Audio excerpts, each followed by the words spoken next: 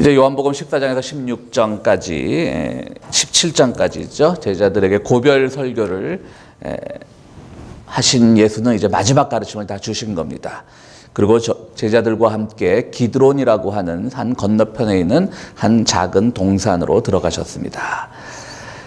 오늘 본문에 보면 한문으로 쓰면 입산, 등산보다는 입산 금지 이렇게 있죠. 들어간다는 말을 쓰기는 합니다만은 왜 이 요한복음에서 들어가셨다는 말을 쓰셨을까? 그냥 가셨다라고도 하지 않고 또 산에 오르셨다라고도 하지 않고 들어가셨다는 말을 썼을까? 저는 이렇게 생각을 합니다. 아마 그곳에는 조금 은밀한 공간, 숨기 쉬운 공간, 그런 곳이 있어서 그곳으로 들어가셨다라는 표현을 쓴 게 아닌가. 왜냐하면 오늘 본문에 따르면 예수께서 이미 제자들과 그곳에 여러 번 모이셨기 때문이다. 그러니까 비밀 회합을 하기에 좋은 장소라는 뜻이기 때문에 그곳으로 들어가셨다라는 그런 표현을 쓴 것 같습니다. 그럼 예수님이 과연 이 장소에 도망을 가신 걸까요? 피하신 걸까요? 안전을 보장받기 위해서 가신 걸까요? 그렇지는 않습니다. 유다도 이미 이 사람들이 그곳에 숨어 있을 거야 라고 알고 있었습니다. 왜냐하면 유다도 제자 중에 하나였기 때문이죠. 그렇기 때문에 유다가 이제 사람들을 데리고 오는 겁니다. 로마 병정들과 성전 경비병들과 이렇게 사람들이 우르르 와서 그곳에 왔습니다. 어쩌면 유다는 이렇게 생각했을지도 모릅니다. 그것 봐라, 너희들이 뛰어봤자 벼룩이지, 다 내 손 안에 있다. 하지만 예수가 또 그것을 몰랐을 리 없습니다. 예수께서도 유다, 네가 이곳으로 올 줄 알고 내가 여기서 기다렸다. 아마 이런 관계가 있지 않았을까 그렇게 생각을 해봅니다.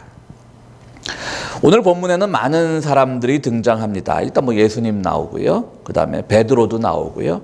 유다도 나오고, 본문 마지막에 가면 말고라고 하는 참 성경에서 유일하게 이곳에만 등장하는 이름도 나옵니다. 여기서는 그렇게 나오지 않지만 다른 본문에 보면 이 말고는 이름은 전혀 나오지 않고 대제사장의 종 이런 식으로만 표현되고 있습니다. 또 사람들 익명의 사람들이 많죠. 경비원들, 또 로마 병정들. 마치 이것이 영화의 한 장면이라면 경비원 1, 경비원 2, 경비원 3 이런 식으로 로마 병정 1, 2, 3 이런 식으로 그렇게 마지막에 엔딩 크레딧에 올라갈지도 모르겠습니다. 어쨌든 엄청나게 많은 숫자입니다.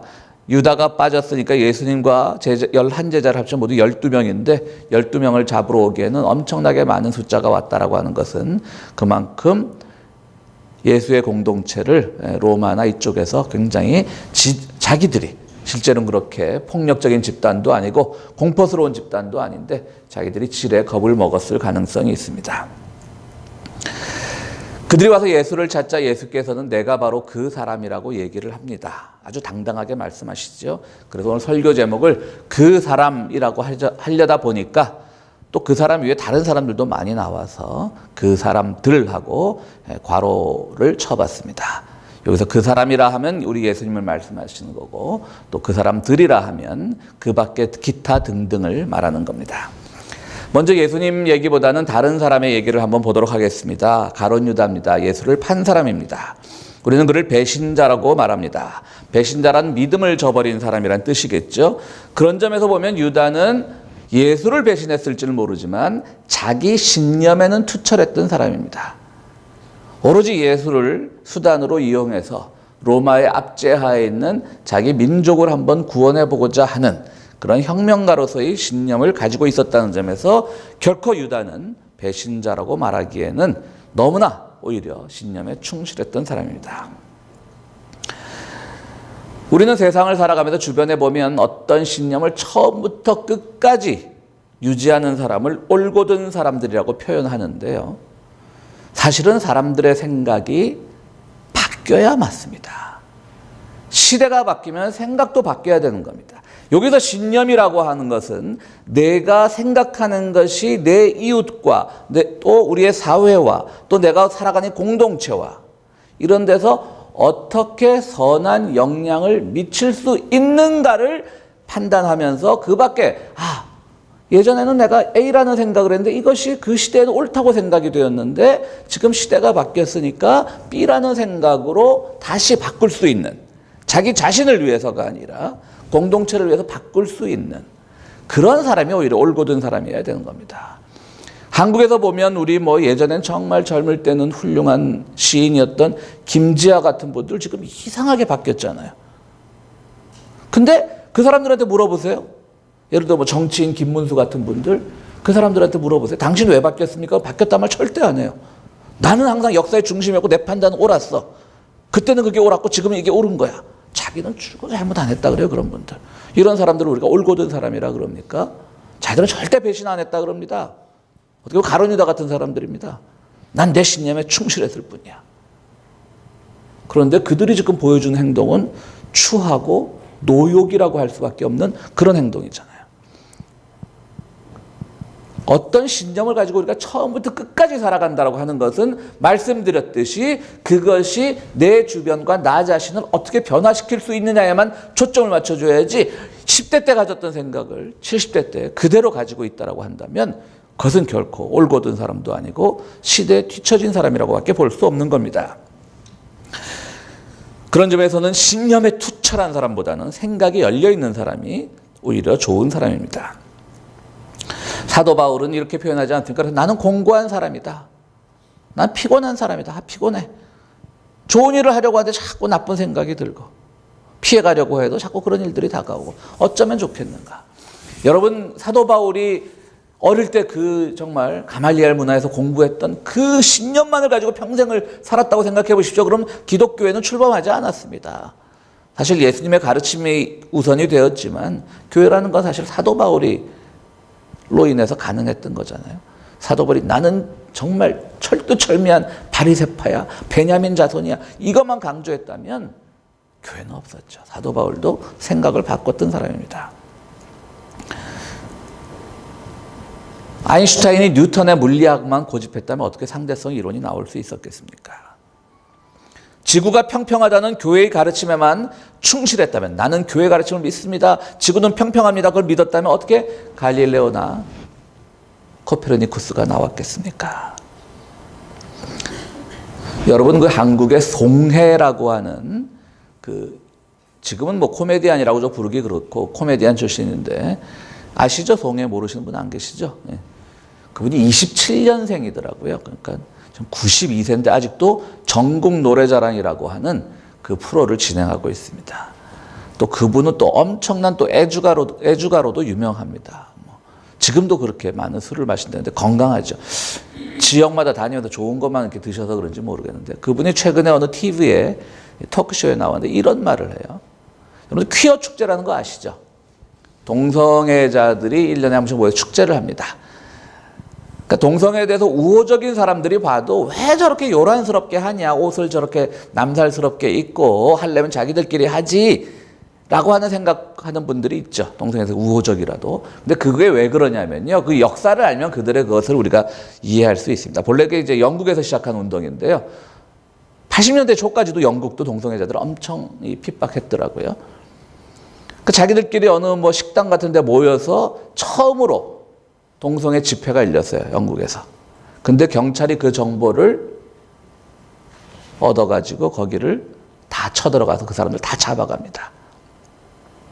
사랑하는 방법이 일반 사람들과 좀 다르다는 것 뿐인데 다 잡아갑니다. 그러니까 이 사람들이 더 용기를 내가지고 우리가 골방에 있으니까 경찰이 잡아가기가 더 쉽네. 그러니까 안 되겠다. 거리로 나오자.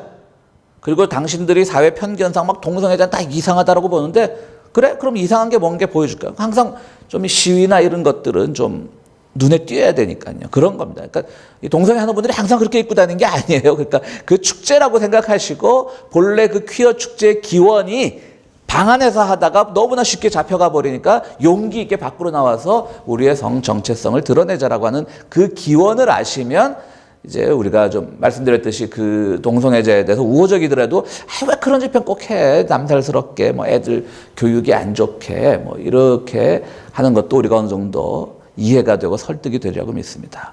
근데 송혜 씨 얘기를 하다 왜 그러냐면 이분이 TV 토크쇼 나와가지고 아주 놀라운 말을 하더라고요. 자기는 퀴어 축제를 구경을 간대요.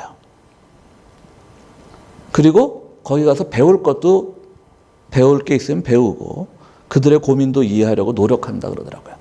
93세 된 영감님이 하실 수 있는 말은 아니죠. 그래서 이분은 그분이 10년 전, 20년에도 그랬겠습니까? 그때는 다 뭐 영국에서도 80년대까지 그렇게 사회에서 통념으로 받아들여지지 않던 것이었는데 그분은 어쩌면 한 10년 전까지도 동성애하면 인상을 찌푸리고 막 그랬을지 모를 뿐이죠. 그런데 바뀐 거예요. 그분은 우리가 변절했다고 하지 않아요. 이웃에 대한 이해의 폭을 넓힌 분인 거예요. 오늘 그 사람들 중에 하나인 가룟 유다는 오히려 자기가 항상 옳다라고 하는 그 고집에서 헤어나지 못했던 사람입니다. 그는 예수를 배신했을지 몰라도 자기 신념은 배신하지 않았던 사람인 겁니다. 자기 신념을 배신하지 않으니까 아무 죄도 없는 예수를 팔아넘기게 되는 것이죠. 오늘 우리가 유다를 통해서 배울 수 있는 것은 뭘까요? 오늘 우리는 어떤 하찮은 것에 집착하고 그것만이 전부라고, 사실 지나고 보면 아무것도 아닌데 그것만이 전부라고 그 차이가 마치 대단한 것처럼 생각하면서 내 고집을 마치 천하의 진리인 것처럼 살아가는 그런 태도를 보이고 있는 것은 아닌지, 오늘 유다는 이렇게 우리에게 반면교사로서의 모습을 보여줍니다.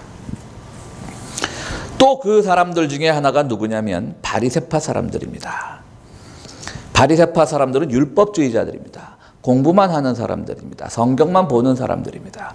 그런데 오늘 성경을 읽으면서 바리새파가 동원한 성전 경비병이란 말이 있습니다. 이 사람들이 성전 경비병을 동원할 수 있는 그런 지위에 있는 사람이 아니에요. 성전 경비병을 동원한다면 그것은 제사장은 할 수 있어요. 제사장은 성전의 모든 관할 권한을 가지고 있으니까. 근데 바리새파는 없어요.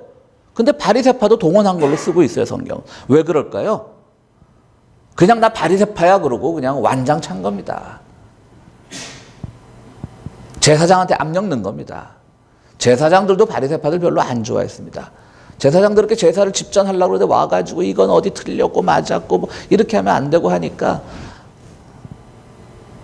그러니까 또 예수 잡으러 가자고 어쩌면 제사장들을 압박해서 성전 경비병을 동원했을지도 모르죠.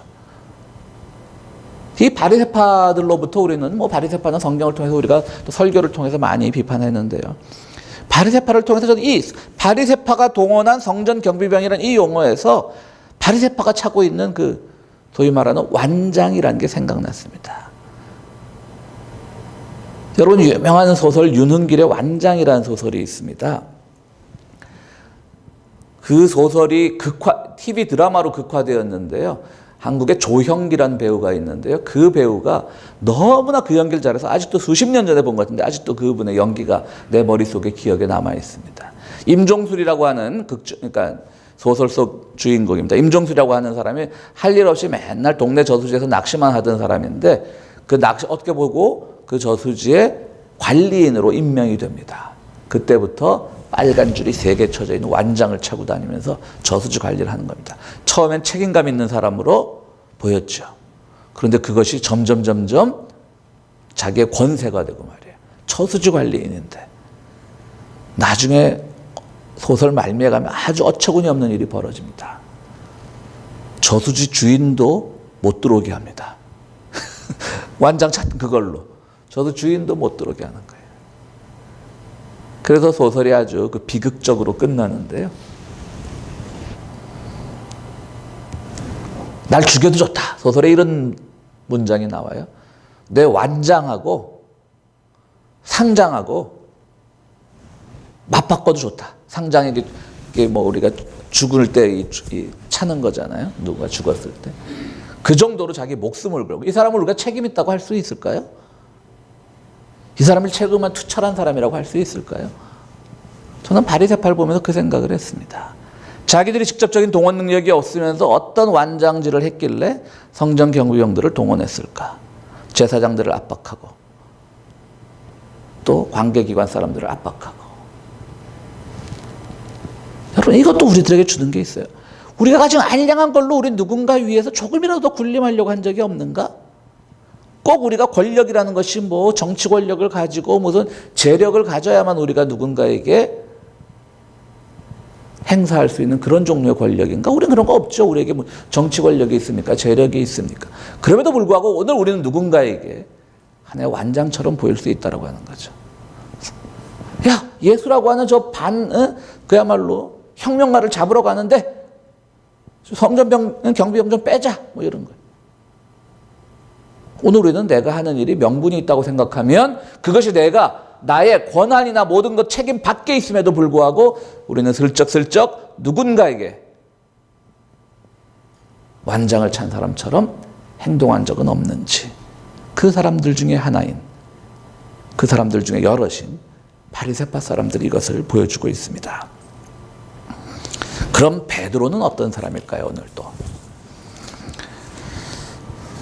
베드로는 칼을 가지고 있었고요. 다른 본문에 보면 이거는 다른 본문이 맞는 것 같아요. 다른 복음서에 보면 옆에 있는 대제사장 경비원의 칼을 뽑아서, 그러니까 순간적으로 옆에 있는 사람을 확 뽑는 거죠. 거기 온 종의 귀를, 대제사장의 종 말고의 귀를 자릅니다. 그러자 예수께서 이제 요한복음 본문엔 나오지 않는데요. 다른 본문에 보면 이제 예수께서 그 귀를 다시 붙여줍니다. 왜 귀를 잘랐을까? 저는 이런 생각을 해봅니다. 정말 용감했으면 차라리 정말 자기가 죽는 한이 있어도 경비병 하나를 처치를 하든지. 근데 베드로는 뭔가 지금 자기가 예수에게 충성하고 있다는 것을 보여주면서 동시에 왜 그것이 꼭 귀였을까라는 생각을 해보니까요. 귀라는 듣는 기관이잖아요. 귀라는 것은. 사실 그동안 베드로는 예수님의 이야기가 듣기 싫었습니다. 맨날 예수님이 지금 우리는 이제 예루살렘에 가까워지면서 뭔가 출세할 것처럼 믿고 있는데 예수님이 하시는 말씀은 맨날 나 며칠 있으면 이제 십자가에 달려서 순환을 당할 거야. 너희들하고 이별할 거야. 이게 끝이야. 이러니까 얼마나 듣기 싫었어. 그래서 막 예수님 그러시면 안 됩니다 그랬다가 사탄아 물러가라 소리까지 듣잖아요. 베드로가. 예수님께 듣기 싫었던 거예요. 베드로께 듣기 싫었던 거예요. 차라리 이 장소에 와서도 누가 잡으러 왔으면 그야말로 한번 붙어보자. 제자들을 동원해서 한번 끝까지 저항이라도 하고 끌려가셔야 되는데 너무나 그냥 내가 그 사람이다. 나 잡아가라 이러니까 그것도 아마 듣기 싫었을지도 모르죠. 그래서 이게 이 귀라는 것을 이렇게 좀 상징적이고 은유적으로 해석해 보고 싶습니다. 근데 자기의 귀를, 고호처럼 자기의 귀를 못 자르니까 상대방의 귀를 자른 거죠. 왜 고호가 자기의 귀를 잘랐을까? 그것도 듣기 싫어서 그랬던 거예요. 당시 고갱이라고 하는 고호보다 당시 기준으로 더 잘 나가던 고갱이라는 화가가 고호의 그림을 악평을 했었거든요. 그러니까 많은 사람들이 분석을 해요. 미술사가들이 왜 고호 자기 귀 잘라서 그 붕대 층층 가면 자화상이 있잖아요. 왜 자기의 귀를 잘랐을까? 근데 고갱이 악평을 한 게 듣기 싫어서 잘랐다. 그럴듯하죠. 그 다음 또 고호의 동생 중에 테오라고 하는 유명한 동생이 있습니다. 어떻게 보면 동생이지만 고호의 정신적 지주 같은 사람이었습니다. 그래서 테오와 이렇게 편지를 주고받은 이 모든 것들이 아직도 남아있죠. 그래서 테오가 근데 장가를 갔어요. 그 즈음에. 그래서 동생이 장가 간 것에 대해서 그 소식을 듣고 또 귀를 잘랐다. 하여튼 여러 개 있는데요. 어쨌든 베드로는 자기의 귀를 자르고 싶었을지도 모릅니다. 그러나 그런 용기는 없고 예수 앞에서 내가 뭔가는 지금 저항하고 있다는 걸 보여주면서 상징적으로 말고의 귀를 자르게 되는 겁니다. 저는 이 본문도 아주 중요하게 생각합니다. 예수의 말을 듣기 싫었던 베드로, 그것을 일찌감치 간파했던 예수께서는 너는 다 굴기 전에 나를 3번 배신할 것이다, 부인할 것이다 라고 하니까 베드로는 절대 저는 그런 일 없습니다. 저는 주님을 위해서 충성을 다하는 사람입니다. 절대 그런 일 없습니다. 근데 나중에 뒤에 본문 가다 보면요. 계속 베드로가 배신 나오잖아요. 그리고 이 베드로와 말고라는 이름은 요한복음에만 나옵니다. 그러니까 다른 복음서에는 이 사건은 나와요. 근데 제자 중 한 명이 칼을 들어서 대제사장의 종의 귀를 베었다라고 한 표현되지 베드로가 그랬다는 말은 요한복음에만 나오고 말고라는 사람의 이름도 요한복음에만 나옵니다. 그러니까 아마도 이 사도 요한은 요한복음을 기록하면서 베드로를 꼭 넣고 싶었을 거예요. 왜? 뒤에 예수를 부인하는 장면과 너무 연결이 잘 되는 거예요. 예수의 말을 듣기 싫었던 베드로가 무슨 소리 때문에 자기의 부인했던 죄를 뉘우치게 됩니까? 닭울음 소리 때문에. 바로 옆에 있는 사람의 말은 듣지 않고 오히려 저 미물과 같은 먼 발치에서 들려오는 닭울음 소리에 베드로가 회개했다는 사실은 굉장히 상징적인 본문입니다. 베드로는 3년 동안 예수를 다니면서 수없는 말을 들었지만 정말 얼마나 하찮은 존재였으면 그래 다구는 소리 때문에 예수의 소리 때문에 회개한 것이 아니라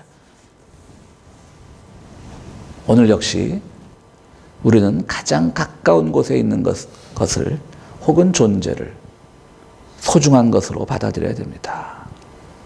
우리는 자꾸 멀리서 받아들이려고 합니다.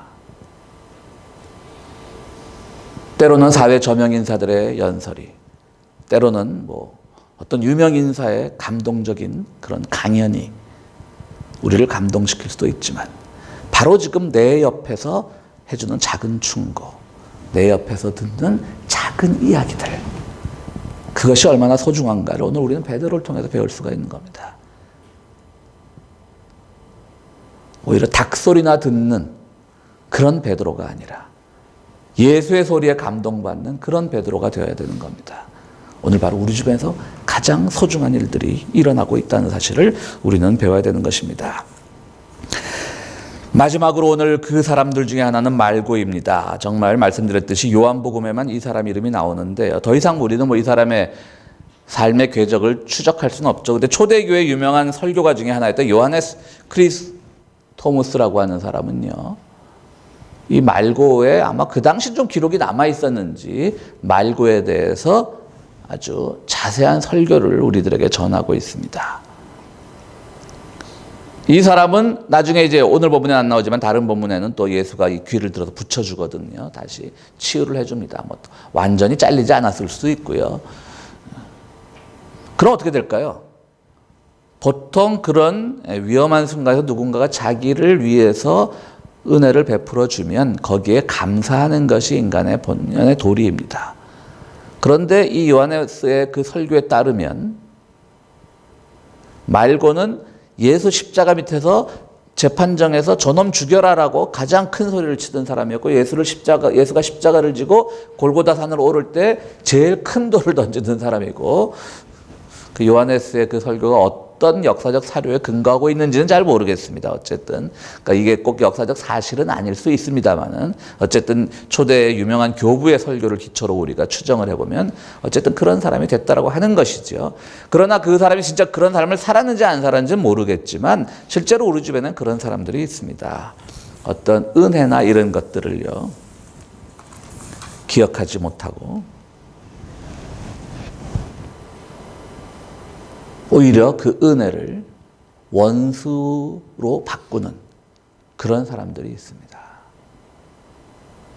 말고 같은 사람들입니다. 우리가 신앙생활하면서 나에게 누군가가 뭔가를 큰 걸 베풀어 줬는데, 큰 도움이 되었는데 오히려 그런 사실들이 나중에는 부담이 되어서 누군가에게 그것이 적대적인 행동으로 바뀌는 것은 아닌지 우리 또 말고를 통해서 살펴볼 수가 있습니다. 이제 예수님께서 말씀하신 바로 그 사람 한 분, 그 자리에 가장 중요한 그 사람 한 분을 보겠습니다. 그분은 제자들을 보호하기 위해서 내가 바로 그 사람이라고 얘기합니다. 얼마나 놀랐으면 사람들이 내가 바로 그 사람이라고 뒤로 넘어졌겠습니까? 책임감을 지는 행동입니다. 내가 바로 그 사람이다. 이 사람들 중에 하나가 아니라 내가 바로 그 사람이다. 내가 바로 그 단 한 사람이다. 다른 사람은 손대지 말아라고 하는 이 예수의 발언이 정말 경비원이나 로마 병정들을 놀라게 해서 뒤로 쓰러졌다고 하는 것입니다. 오늘 우리의 모든 신앙은 바로 하나님께서 여러분들을 많은 사람들 중에 하나가 아니라 내가 이 역사 속에서 이 땅에서 이 교회에서 쓰임받을 수 있는 바로 그 사람으로 택하셨다는 사실을 우리는 기억하셔야 됩니다. 우리는 자꾸 그 사람들의 하나가 되길 원합니다. 이 사람이 어떤 사람이 예수 믿고 저렇게 됐다면 막 부흥해 가서 그 사람들 중에 하나가 되려고 합니다. 그러나 주님께서 여러분들에게 주신 사명은 각기 다 다릅니다. 그 사람이 되어야 됩니다. 그 사람들 중 하나가 아닙니다. 아무개가 돼야 되는 것이지, 영화의 엔딩 크레딧에 올라갈 때 아무개 1, 아무개 2, 아무개 3 그 사람들이 아닌 거라고 하는 겁니다. 여러분 성경을 보십시오. 노아는 바로 그 사람으로서 세상이 참으로 어떤 재앙의 기미도 보이지 않을 때 하나님께서 노아 한 사람을 택해서 구원의 선포를 하셨습니다.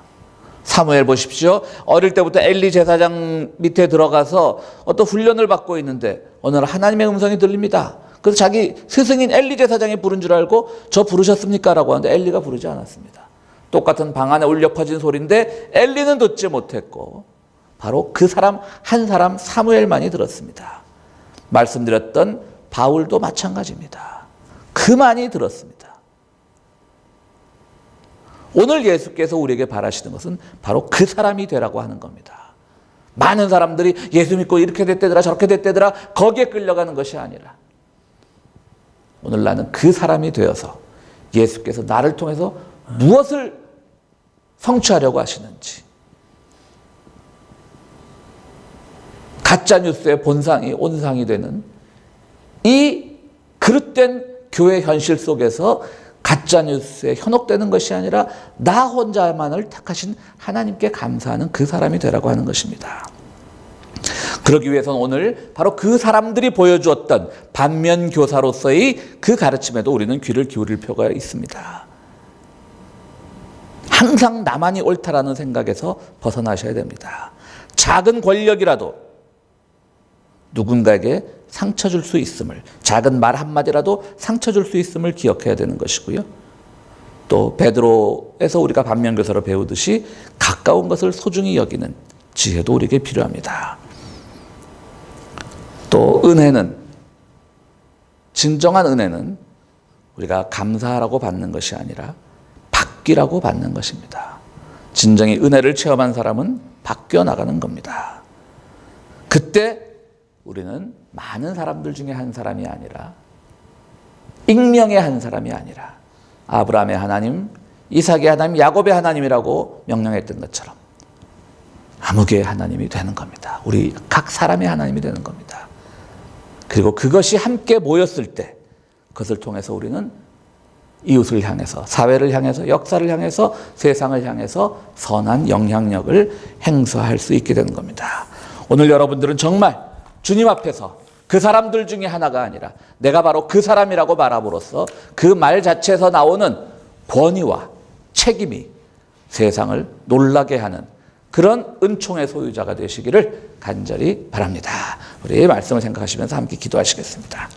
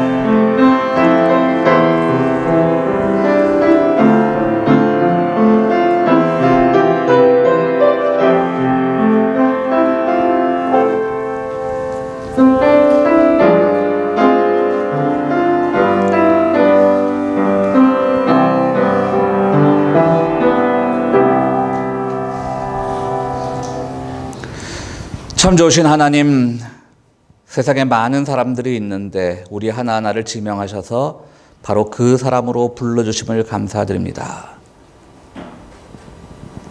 세상에 많은 교류가 있고 교제가 있고 사귐이 있어서 그것은 참 좋고 아름다운 것인데 그 속에서 우리는 알게 모르게 그 사람들과 똑같은 행태를 가지고 살아가는 것은 아닌지 우리를 돌아보게 하시고 정말 그 한 사람이 되어서 주님 앞에 바로 서는 사람 될 수 있도록 우리를 인도하여 주시옵소서. 주님 성전을 귀한 주님의 전을 찾으면서 귀한 예물을 가지고 나온 손길들이 있습니다. 주님, 그 예물이 드려지는 곳에 하나님의 영광이 나타나게 하시고 드리는 손길마다 주의 은총을 누릴 수 있도록 함께하여 주시옵소서. 예수 그리스도 이름으로 기도드리옵나이다. 아멘.